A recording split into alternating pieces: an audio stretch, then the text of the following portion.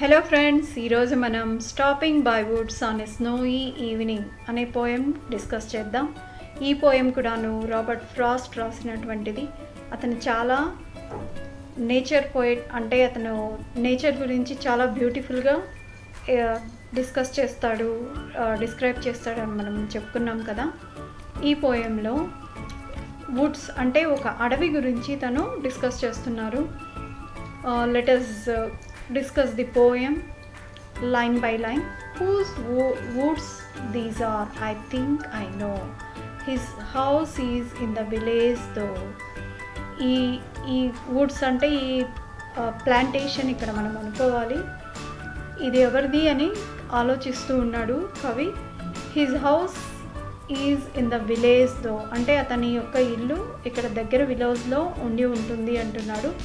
He will not see me stopping here to watch his woods fill up with snow. ఆ Woods ఎలా ఉన్నాయంట, అడవి, ఆ plantation whatever ఎలా ఉందంట, స్నోతో కప్పబడి ఉంది. అతను నన్ను చూడట్లేదు, నేను ఇక్కడ స్టాప్ అయ్యి అంటే ఇక్కడ ఆగి తన యొక్క బ్యూటిఫుల్ వుడ్స్ నేను చూస్తూ ఉన్నట్టు అతను నన్ను చూడట్లేదు అని చెప్తున్నాడు. My little horse must think it queer to stop without farmhouse near. My little horse must think it's queer.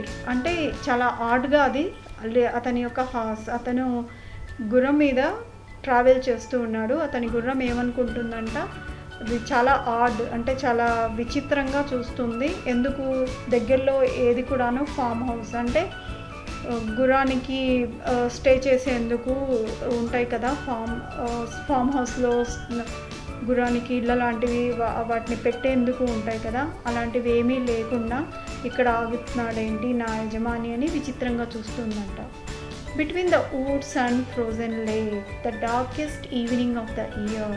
ఆ ఈవినింగ్, ఆ సాయంత్రం ఎలా ఉందంట, బాగా డార్క్గా అయిపోయి ఉంది. అంటే అది వింటర్, అంటే స్నో కప్పబడి ఉంది, మంచు కురుస్తుంది, అంటే డెఫినెట్లీ అది వింటర్. ఆ లేక్ కూడా ఎలా ఉంది, ఫ్రోజన్, అంటే గడ్డ కట్టిపోయి ఉంది. Between the woods and the frozen lake. అతను ఎక్కడున్నాడు, వుడ్స్ అంటే అడవికిను ఒక ఫ్రోజన్ గడ్డ కట్టిపోయి ఉన్నటువంటి లేక్ అంటే సరస్సు లాంటిది, ఆ రెండింటి మధ్యలో ఆగి ఆ అడవి యొక్క బ్యూటీని, న్యాచురల్ బ్యూటీని ఎంజాయ్ చేస్తున్నాడు. అది అతని యొక్క గుర్రానికి ఏమాత్రం ఇష్టం లేదు. ఇక్కడ ఆగడం, చలిలో తనను బయట పెట్టడం అతని యొక్క గుర్రానికి ఏమాత్రం ఇష్టం లేదు. సో అది చాలా విచిత్రంగా చూస్తుందంట. He gives his harness bells a shake to ask if there is some mistake.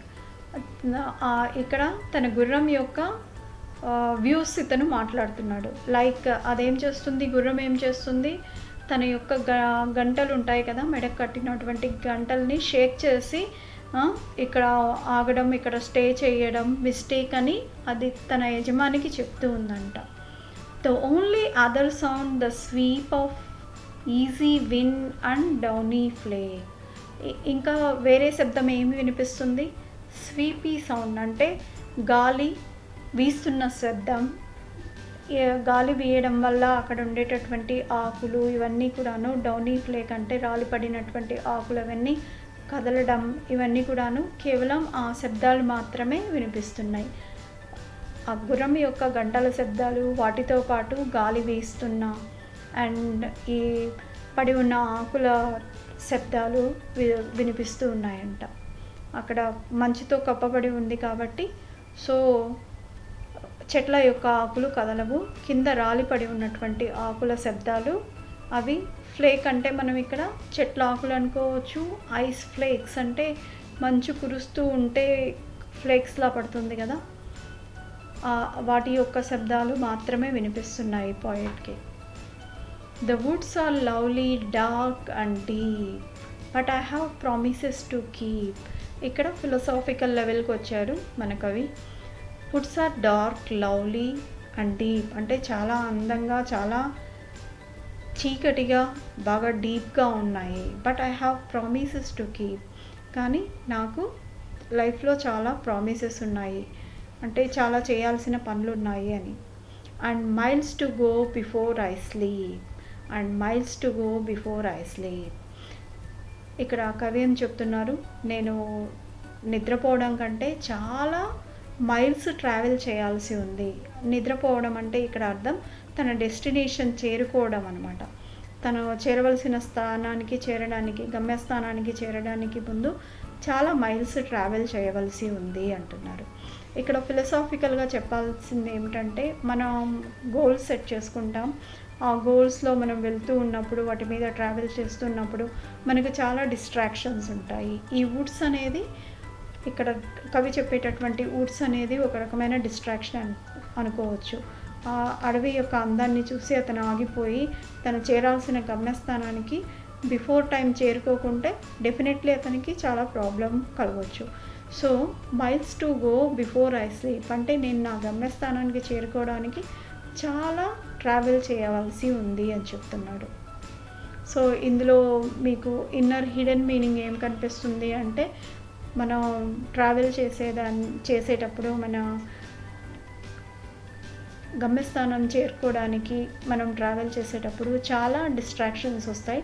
వాటన్నిటికీ కూడాను ఓవర్కమ్ అయి మనం చేరాల్సినటువంటి గోల్ని చేరాలి అనేది ఈ పోయం యొక్క inner meaning. And thank you for listening this poem.